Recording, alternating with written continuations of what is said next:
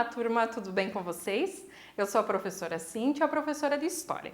Hoje nós vamos para a aula número 52 do sexto ano. E o assunto dessa aula será feudalismo, falaremos sobre a economia. Para o desenvolvimento desse assunto, temos alguns objetivos. São eles: identificar a unidade de produção do feudalismo, o senhorio, descrever a estrutura do senhorio, apontar o castelo de pedra como símbolo da fragmentação do poder, definir a economia autossuficiente do senhorio e reconhecer e especificar as principais obrigações dos servos. Antes de mais nada, já separa seus materiais para a aula de hoje. Você vai precisar do seu livro didático que trata acerca desse assunto, o caderno de história, tanto para as anotações das principais informações, mas também a realização da atividade ao final desta aula, assim como lápis, caneta e borracha. Se você já tem tudo isso em mãos, podemos prosseguir. Pelo que vimos nas últimas aulas que tratamos sobre o feudalismo, a base da economia era a agricultura. Isso ficou bem claro para a gente.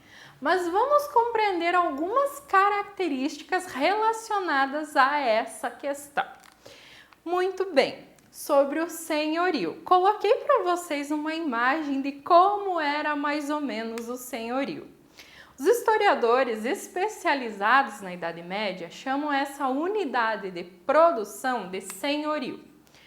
Como o senhorio muitas vezes era doado na forma de um benefício, até eles falavam em benefício, de beneficiar alguém, tornou-se hábito também chamá-lo de feudo. Por isso que na aula anterior eu falei que o feudo era uma grande fazenda.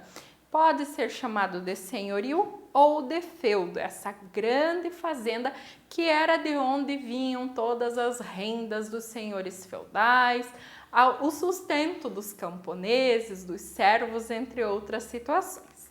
Muito bem. A estrutura do senhorio, ele era dividido basicamente em três partes: a reserva ou manso senhorial, o manso servil e as terras comunais ou manso comunal. Vamos entender como era cada uma dessas áreas. O manso senhorial, o nome já diz, eram as terras pertencentes ao senhor. Tudo que ali era produzido era do senhor, que era o grande suzerano do senhorio. No manso senhorial também ficava o castelo, geralmente a parte melhor das terras, a área mais central, mais ao alto, para cuidar de todo o senhorio. O manso servil eram terras que os camponeses, o nome já diz, dos servos, os camponeses, utilizavam para sobreviver. Ali eles plantavam alimento necessário para a sua subsistência, mas também parte dessa produção era uma forma de cumprir as obrigações com o senhor. Era passado diretamente ao senhor, como um pagamento de um aluguel por utilizar as terras do senhor. Já o manso comunal era uma área comum, tanto para senhores quanto servos. Lá haviam as florestas, as pastagens, que eram utilizados por todos. Muito bem. O castelo de pedra que eu falei anteriormente era ao mesmo tempo a moradia do senhor e a sua fortaleza. No castelo, o senhor, dono do senhorio, morava com sua família, recebia convidados e formava aliança com seus pares, com outros nobres. E pelo castelo ele governava a sua família, seus servidores e também os dependentes. E o castelo, de certa forma, ela representa bem essa questão do poder fragmentado que tínhamos na Idade Média, onde cada senhor governava o seu senhorio e criava suas regras, até sua moeda da região, para vocês terem uma noção.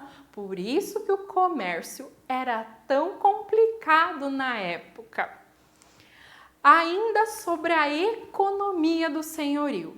Então, o senhorio, ou também feudo, produzia quase tudo que os seus habitantes necessitavam. Alimentos, roupas, ferramentas, tecidos, entre outros produtos. Vinham de fora só alguns produtos, como por exemplo o sal, que era essencial à vida, e também o ferro, que era utilizado na fabricação tanto de armas quanto também de utensílios. Por isso que a gente vai dizer que a economia do senhorio era quase autossuficiente. Isso quer dizer, eles produziam o que era necessário para sobreviver. Poucas, raras exceções, eles necessitavam comprar de outras regiões. Sobre a produção dentro do senhorio. Como vimos, uma grande fazenda. Quais produtos? Principalmente trigo, cevada, ervilha, uva. E na questão do pastoreio, bois, porcos, cavalos, carneiros e cabras. E até esses animais eram utilizados para puxar um arado, uma ferramenta que era utilizada ali para arar a terra, para preparar a terra para as plantações.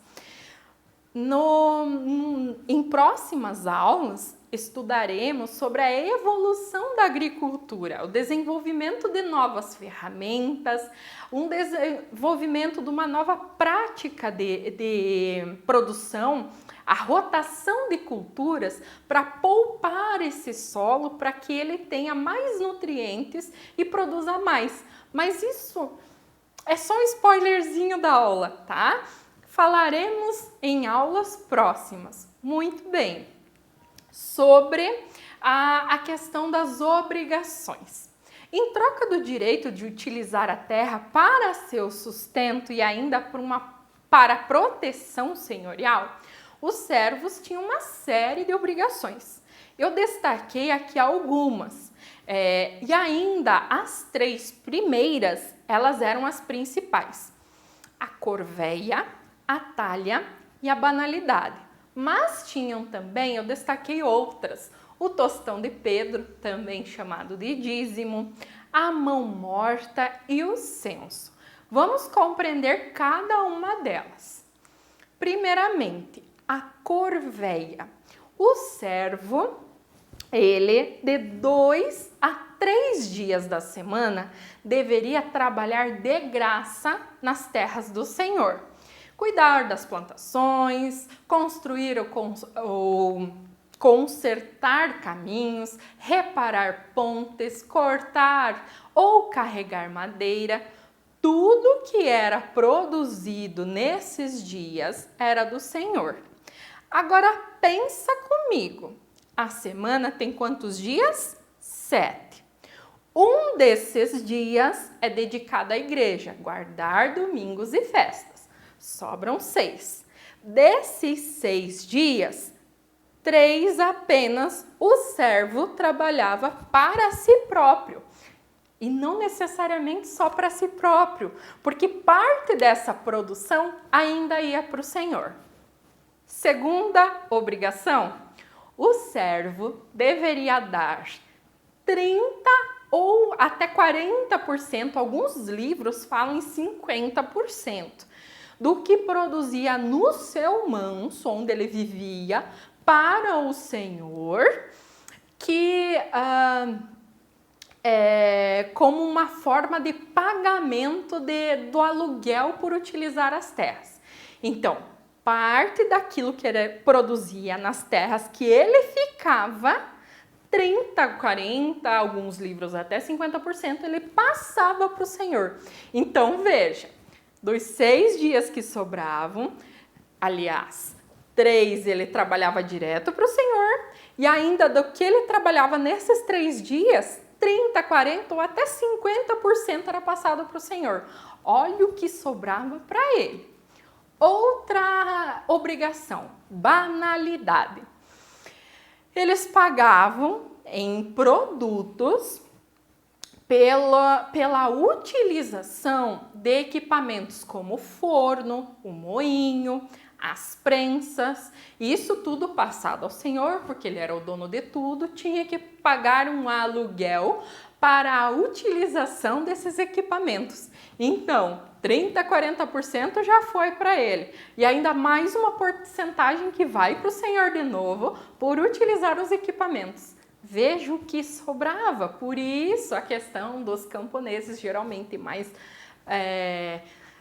magricelos mesmo, mais assim famintos, e claro que vai ter um momento que a agricultura vai render mais produtos, vai ter um momento em que todo mundo estará abastecido, porém terão momentos de muitas chuvas, que a produção agrícola não vai ser o suficiente para pagar os impostos do Senhor, quem dirá para eles sobreviverem. Agora veja só, tostão de Pedro. Pedro, em relação a Pedro, um dos apóstolos de Cristo, também conhecido como dízimo. Trata-se da obrigação de pagar 10% da sua produção para a igreja. Lembrem-se que em outra aula eu falei que a igreja era a grande suzerana da Idade Média, detinha muito poder econômico que vinha por meio dessas obrigações também. Fora que algumas pessoas deixavam como herança suas terras para a igreja, com o intuito de comprar um terreninho lá no céu.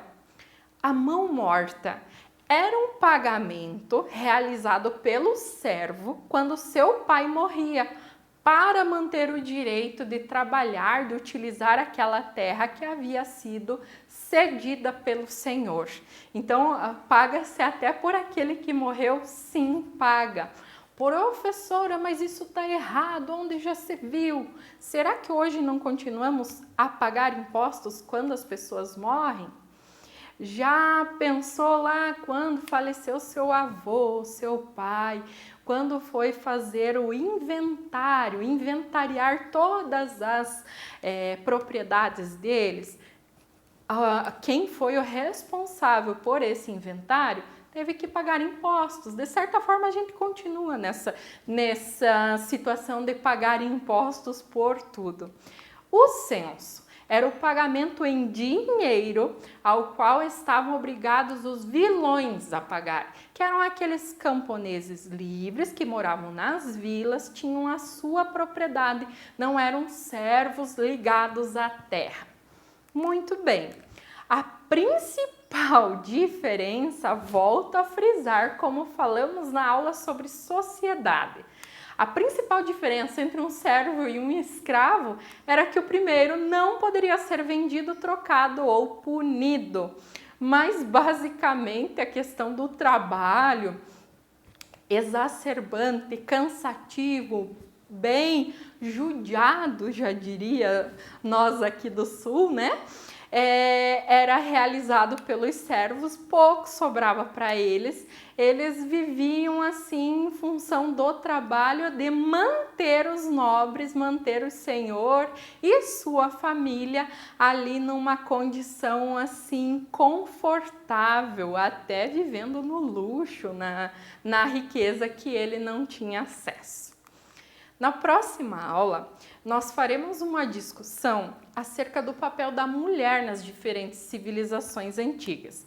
Falaremos especificamente do papel da mulher na Grécia Antiga, em Roma, fazendo um comparativo com o papel da mulher na Idade Medieval, que é esse período que estamos estudando. Como que ela era vista, qual era a sua função dentro da sociedade. Bastante importante, porque até então a questão da mulher, das crianças, sempre foi essa função, esse papel sempre colocado em segundo plano. Quando tratamos de história, sempre falamos de heróis e geralmente homens, não é fato? Então, por isso, na aula que vem faremos essa discussão. Agora, vocês devem realizar a atividade referente à aula de hoje, com o intuito do quê? Revisar todo o assunto desta aula, por isso aproveite que está tudo fresquinho na cabeça, mas também alguns pontos é importante que vocês fixem algumas informações, porque elas serão utilizadas no entendimento de outros assuntos. Bons estudos a todos, até a próxima aula, um abraço e tchau!